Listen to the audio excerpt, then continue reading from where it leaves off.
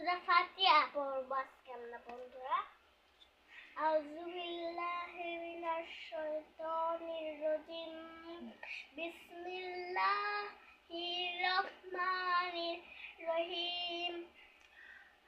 আলহামদুলিল্লাহ